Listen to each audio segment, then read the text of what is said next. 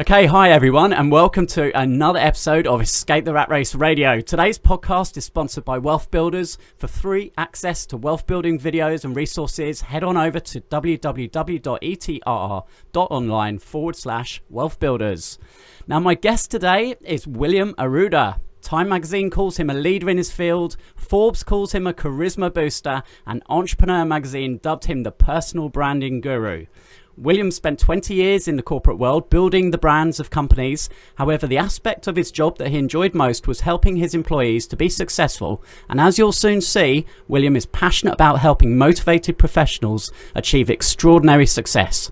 He's an author, speaker, and consultant to leaders of the world's most recognized brands like American Express, PepsiCo, and LinkedIn.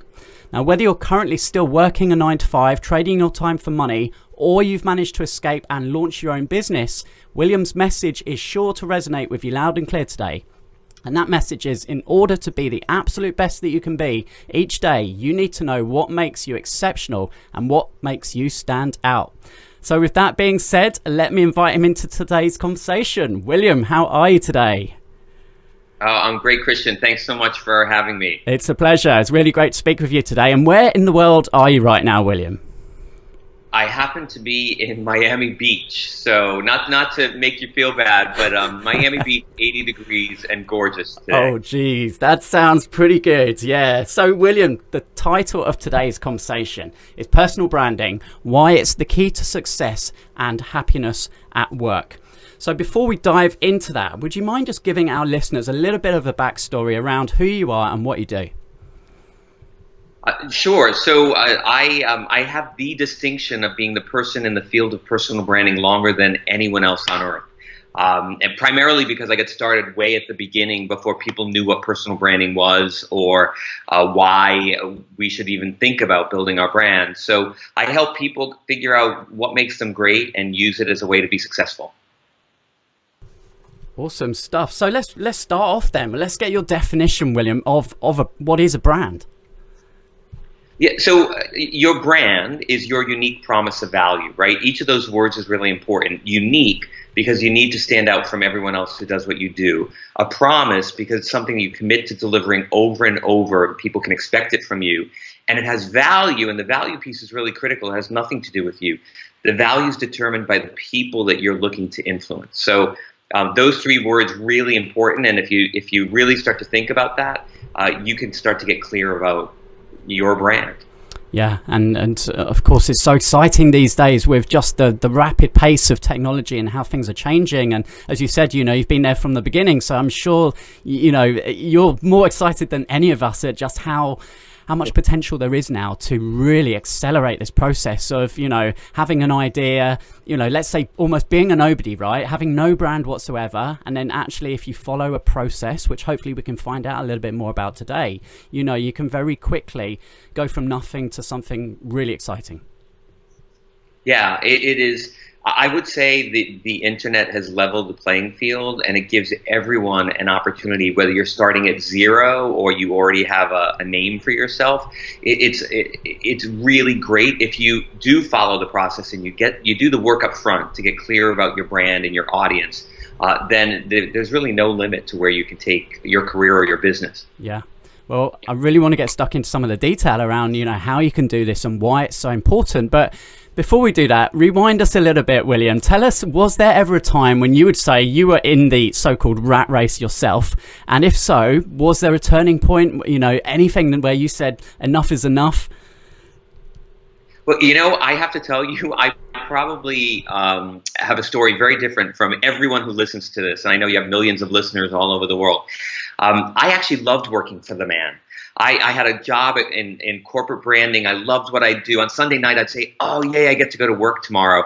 And so I thought I was going to work for the man for my whole life. And then in July of 1997, I went out. I saw on my assistant's desk Fast Company magazine, and the cover story was "The Brand Called You." And it was Tom Peters' now iconic story about how in the future we will all need to have brands to be successful. And that day in my head, I said, oh my gosh, I'm going to start the first ever personal branding company. So no idea before that I ever was going to be an entrepreneur. No goal ever to leave, but it was my two greatest passions, combined, right? Branding and people in this one incredible opportunity. So that was the spark. And I tell everyone, people say, well, maybe I want to be an entrepreneur, but I don't know what I want to do. And I think if you're just paying attention, right? If you just really focus, like I didn't think I even wanted to be an entrepreneur, and one, moment just completely changed my entire trajectory, and here I am now, the person who's been doing personal branding longer than anyone on earth.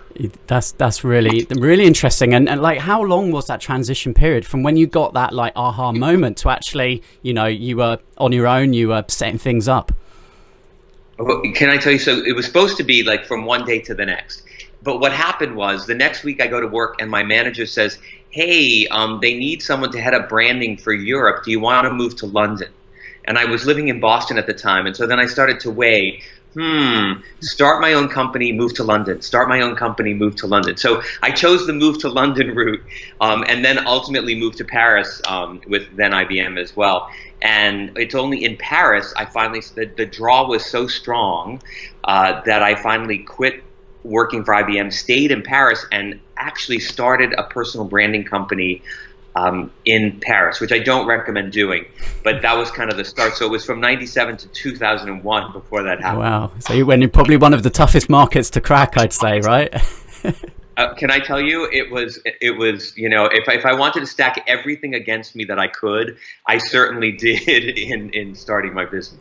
Yeah, well, that's a good place for us to maybe begin in terms of talking about how does someone who is listening right now, who's, working a 9 to 5, they're really good at what they do in their job, and they've maybe got an idea about what it is they want to do in terms of their own business, but they literally do not know what the first step is to take in terms of building their brand and, the kind of path that looks like. So do you have any tips at all, William, for someone who's really at that early stage as to what are the best things to start with? Yeah, so, here's the thing, and I think this is a key thing. I told you the internet level the playing field, and it does make it really easy for us to be visible to people. And I think the biggest mistake people make is they just start creating that visibility without any direction, any clarity about their brand. And what they really do is just fritter time and money. So the step that you need to take before that happens, right? That's still going to be there, and you're going to have tons of opportunity to build that visibility, but you really need to get clear. And to get clear, you need to think about 3 things. First, who are you? What makes you great? What makes you stand out from everybody else? What do you do better than anyone else? What words would people use to describe you? Get really clear about who you are. The second thing is you need to get clear about your peers.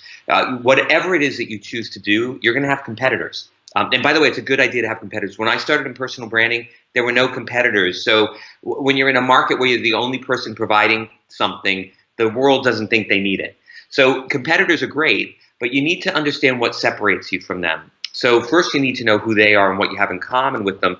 And then you need to think about, what's my secret sauce? What's the unique value that I bring?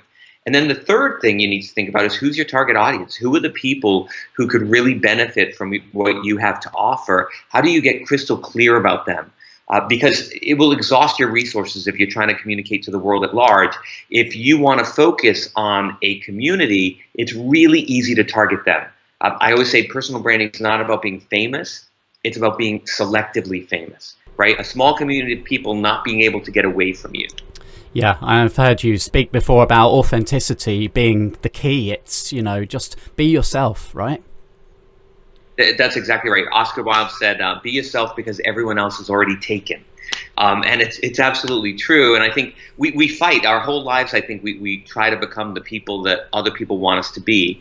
And if you're leaving the corporate environment to start your business, you have this problem where you've conformed to corporate culture, right? And so you've kind of molded yourself into something that maybe isn't who you are.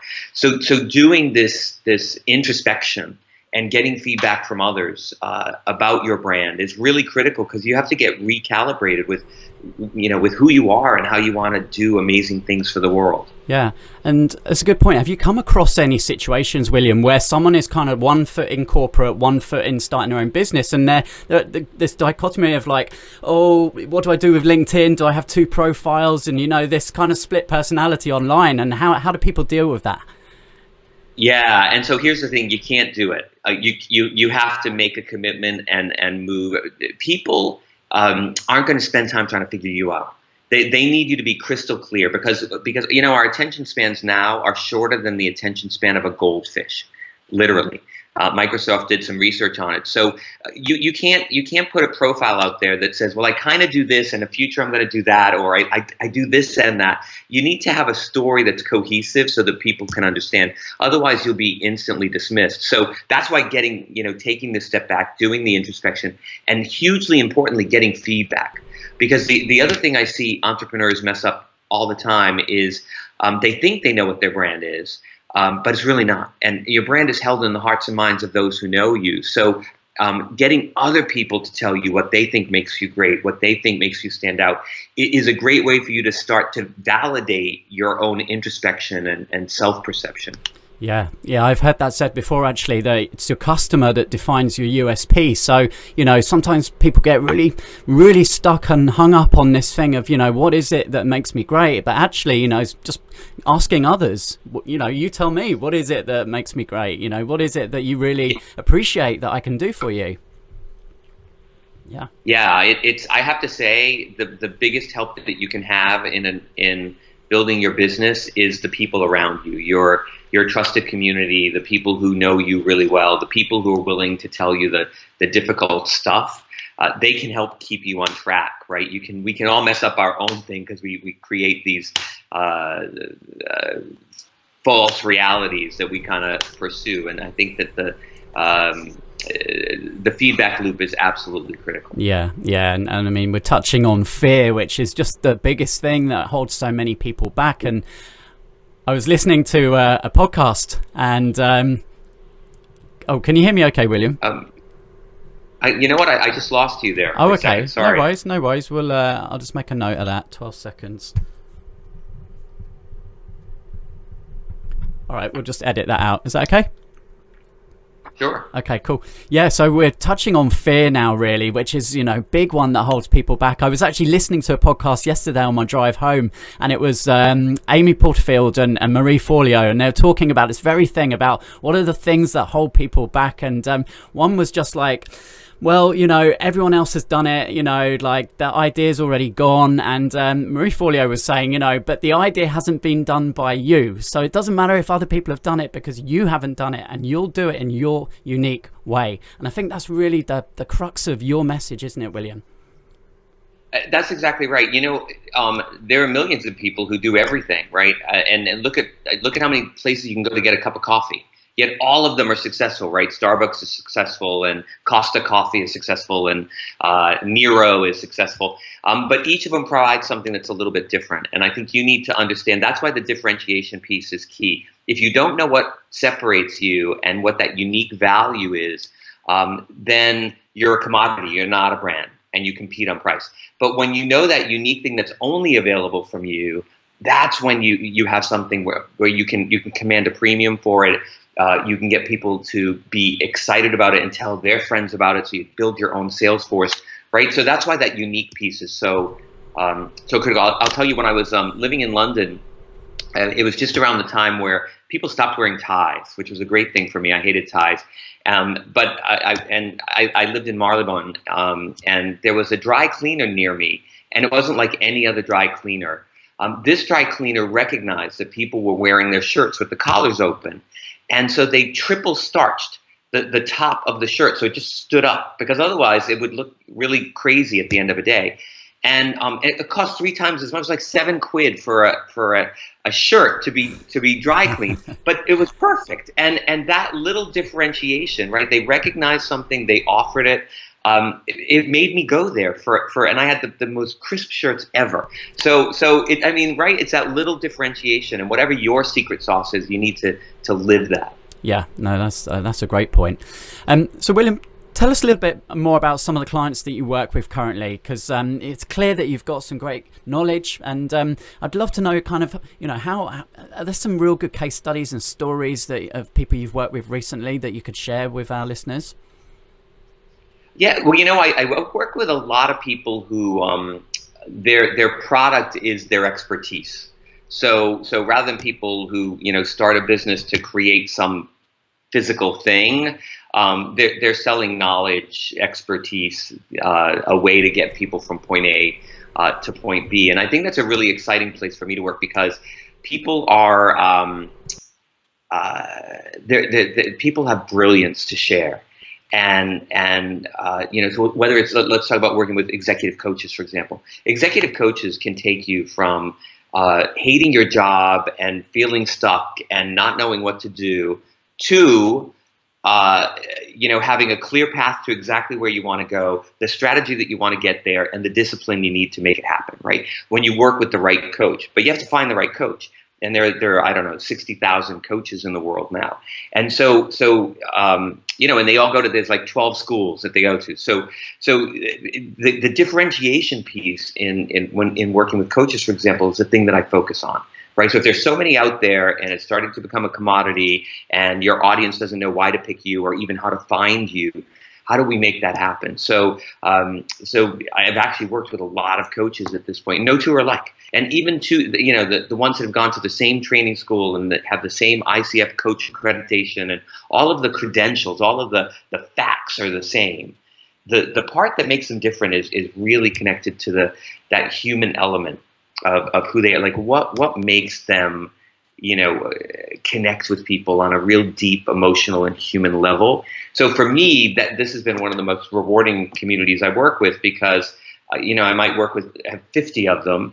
No two are alike, no two have the same target audience, yet from a foundation, they're all identical, right? They have a coaching certificate, they have a credential from or an organization and whatnot. But it's getting to that uniqueness that's the key. And I would say we spend 90% of our time figuring out who they are and 10% of the time making a plan to make them visible. Yeah. And I've heard Ryan Deiss speak a lot about, business is person to person. You talk about B2B, B2C, but it's person to person at the end of the day, and people will resonate with certain people. As you say, they could both have, the same qualifications, but ultimately you're going to be drawn towards one person over the other, and that's just a human nature. Exactly. The interesting thing is we make all of our buying decisions based on emotion. We tell everyone it's logic and fact, and we back it up with these are the real logical reasons I made this decision. And there are certain things that are logical. In fact, we would not even consider something if it didn't meet the criteria that we're looking for, right? It has to have all of those attributes. But what tips the scales in favor of one individual over another or one product over another is the emotional connection. And that's why I love personal branding, because it's all about being you, your authentic self, right? Robots are not going to replace everything we do, and they'll never be able to replace that real human element. Yeah. So let's talk about some of the things that hold people back when it comes to building their personal brand and the overwhelm. So we've talked about fear, and hey, there's some things you just got to get over, right? And face the fear and just do it. Like put a camera in front of your face and hit record on Facebook Live or something like that. But what about some of the tools that you recommend to people, which might be able to help people, get going? Yeah, so the first thing is there's an interesting phenomenon that's happened. It's called digital first, and it's a term. I wish I came up with it. I didn't. It's a gentleman named Mitch Joel. I don't know if you know Mitch. He's in Montreal, and he wrote a book called Control Alt Delete. And in the book, he talks about this concept, which essentially means that our first impression of an individual or a product or a company has moved from being in the real world to being online. And so you need to make sure that first impression is absolutely spot on to how you want the world to know you. And the reason is we have these cognitive biases, 3 of them that I'll talk about. The first one is called primacy, and primacy means we believe the first thing we learn. So if somebody doesn't know about you and they Google you, or they Google the thing that you sell and you show up, that is who you are to them. The second cognitive bias is what makes this really powerful, and it's called anchoring. And what anchoring means is once we form a first impression, it's anchored in our mind. We will not change our mind. So somebody could Google you, learn about you online, then meet you in person, and you're nothing like the person they met online. Guess what? They don't believe the real you they have in front of them. They believe the online you that they Googled. And then when you add to that the third bias we have, which is called confirmation bias.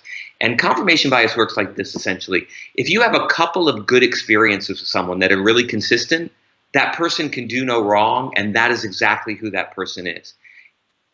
But if you have experiences that are really disconnected and not consistent, or bad experiences, it will be impossible for that person to really make a positive impact on you. So because of this, we really need to think about how we show up online, and we need to make sure that our first digital impression is consistent with who we are in the real world. So I tell everyone they have to translate, they have to figure out their real world brand or their flesh and bones brand, right? And translate that for their bits and bytes brand. And be able to make sure if someone meets you online or they meet you in person, it doesn't matter, they're meeting the same person. So the best place to do this is LinkedIn. And the reason is because, first of all, when people are trying to figure out in a professional capacity, they often go directly to LinkedIn. But even if they don't start there and they go to Google, your LinkedIn profile is going to show up in one of the top 3 spots, and they get 82% of all the clicks. So if you just focus on that, then you're going to be able to get that first impression and get people excited about you. Yeah, LinkedIn just seems to, obviously it's been big for the last few years, but I'm hearing it more and more often now. And video and LinkedIn is another killer combination, right? So I'm so glad you said so. I am the world's biggest proponent of video. It is, if you want to stand out from everyone else, if you want to attract the attention of people who need to know you, if you want to deliver a complete communication. Do you know words only account for 7% of a communication? The rest is tone of voice, intonation, body language. All of that is available on video. So if you use video, you can create that deeper connection with people rather than using just words, right? Just 26 letters of the alphabet's not going to allow you to engage and inspire people in a powerful way. So video is great, and the only thing that prevents people from doing video is fear of being in front of a video camera. Right? And I see it all the time. People are like, oh no, I couldn't do video. But they can stand up on a stage and talk in front of an audience. But there's something about that camera being there that freaks people out. And I just tell people, you know what, you got to get over it, because it is the best tool. It cuts through the clutter. Not everyone's doing it right now, so it's differentiating. And we prefer video. Do you know YouTube is the second largest search engine on the web after Google? Google, YouTube, and then way down Yahoo and Bing. Because we actually like to consume information through video. Yeah, that's right. And uploading videos directly to LinkedIn now is that's like powerful stuff, right? Yeah. So there are 3 ways with LinkedIn to use video. So there's LinkedIn Live, which is great, super easy to do. People expect it to be informal. People are not looking for a polished studio shoot. Easy. The second thing that you can do with video is you can actually create a video, keep it in your YouTube account, and then you can share it with your connections and with groups. And groups have hundreds of thousands, sometimes millions of people. So you can really make yourself visible to a lot of people. The third way to use video with LinkedIn is you can actually embed videos in your summary and experience sections of your profile, right? So you have 2,000 characters in your summary, and then you can augment that with a much richer experience of you by adding some videos there. That's some great tips. Thanks. And what's on the horizon? Because you've got your finger on the pulse, William. Every day you're working with the trendsetters. And is there anything that's you're seeing as a new technology or a new app that is really exciting you at the moment? Well, there are a couple of things. So first of all, video is the thing. And people have to jump on now. That is it. I've been saying it's the future of personal branding for a while, because it's taking some people a little bit of time to get there. And so the good news for your listeners right now is it is still differentiating for you if you really embark on that. So I think video is a key thing. The second thing that's happening is it's a social proof thing, and I think that we're going to move to a situation where, and people really freak out about this. But we're going to get ratings like products. And there's a famous a guy who was doing his resume, and he did it as an Amazon product, and he gave himself 5-star reviews, and it was really cleverly done. Brilliant guy. And we are not too far off from that. So this whole idea of social proof and about crowdsourcing for individuals is key. And I think we really need to be thinking about that. And, what would people say about us? How would they evaluate us? I don't know if you've ever watched Black Mirror, but it's a UK program which is absolutely brilliant. And in one of the Black Mirror episodes, it takes place just a little bit in the future, is all about us being evaluated by our peers and us making decisions as to whether or not we will rent to someone based on their 5-star rating of people that they've interacted with. So I think we need to think a lot more about social proof and how we communicate that and how we deliver some kind of consistent value that is fed back. We're going to be making more and more decisions about the people we work with based on what other people say about them. I think that's another big thing that's happening, and everything is moving. If you're looking to communicate with your customers, whoever they are, you need to get out of email. Everything we are just bombarded with email, too much noise, not a great medium. Apps and instant and texting are the way to go. And I think really thinking about how you can create conversations with your audience using those tools, which right now cut through the clutter, is a great way to stay top of mind. Yeah, and I know there will be some people listening, and we all have different personalities, and some are more introvert, and they're probably freaking out now thinking, geez, I can't do this, right? I just can't do it. Just how important is it to kind of get over it? Because if you don't have a profile online and you're looking to launch a business and people can't find out any information about you, they're going to move on, right? That's exactly right. And here's the thing. I tell introverts all the time, personal branding is the best thing in the world for you. Because personal branding is not, even though it seems like it's about you, right? Me, it's not. It's about the value you deliver to others. And so if your focus is not on you and it's on other people and delivering that value to those people and making sure that you don't tell a story about, hey, here's what I did and here's how I'm great, but you tell people about here's some amazing value that you can get from this, and here's a way that I can help you be successful with that, then it kind of takes some of that pressure off. So I think personal branding, especially digital personal branding, is great for introverts, right? You may not love being in a crowd, but boy, just sitting in front of a video camera, that's just you and the camera, right? So I think it can be a valuable tool for people who get their power from within rather than being in large communities of people. And what's the number one mistake that you see aspiring entrepreneurs make when it comes to branding online? I think people think that visibility is the most valuable element, and it's not. If your message isn't crystal clear, if it's not consistent, if it's not put in a place where your ideal clients see it, all you're doing is wasting time. It might be good for your ego, right? Because you've produced 50 blogs this month, or you've had X million views. But if those views aren't with the people that really need to know you, then it doesn't have a lot of value. So again, everything needs to be really targeted, focused, and strategic. And if you don't do that, you're really just wasting your time. Yeah, so combination of quality over quantity and targeting being almost the most important thing. Yeah. So what I tell everyone, once you define your target audience, to them, you can never get away, right? They need to be like, oh my gosh, you're always in their purview. But to the rest of the world, you live in total obscurity. They have no idea who you are because it doesn't really matter. Yeah. Oh, William, it's been a real pleasure speaking today. Is there anything that we haven't touched on around the importance of building your personal brand that you'd like to just mention?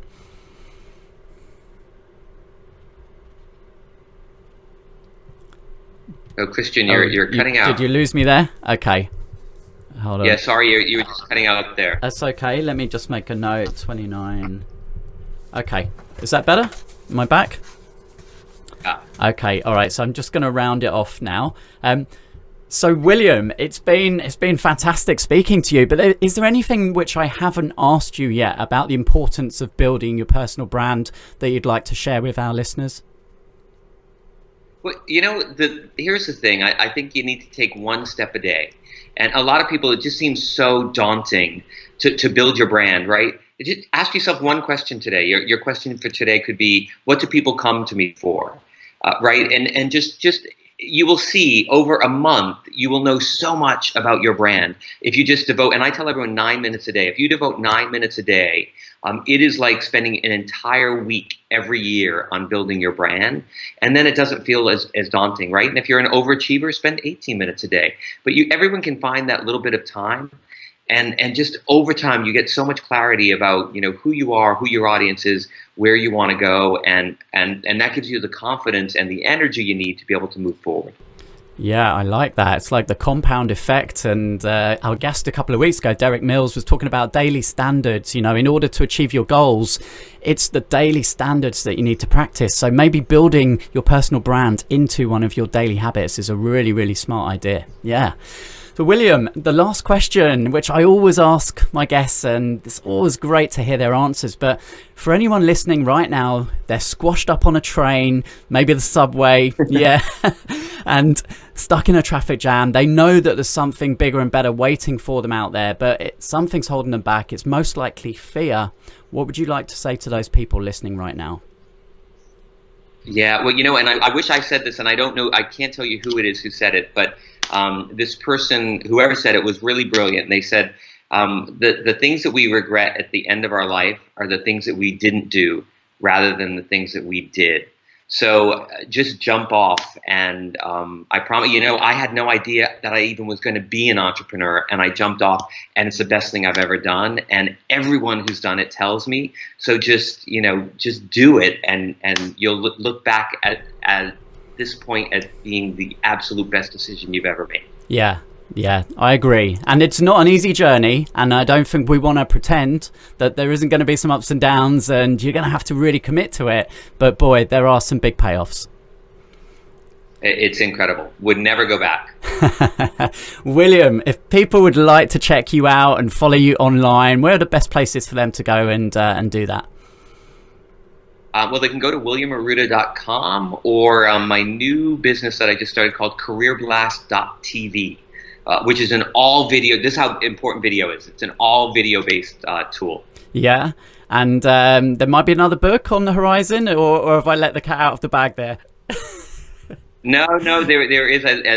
Yes, I just submitted the manuscript for my next book to the publisher this week. And so in the fall, there's going to be a book. It's called Digital You, all about how your brand has moved online. Awesome. Well, I can't wait for that to come out. Thank you once again, William. It's been a real pleasure and enjoyable speaking to you today.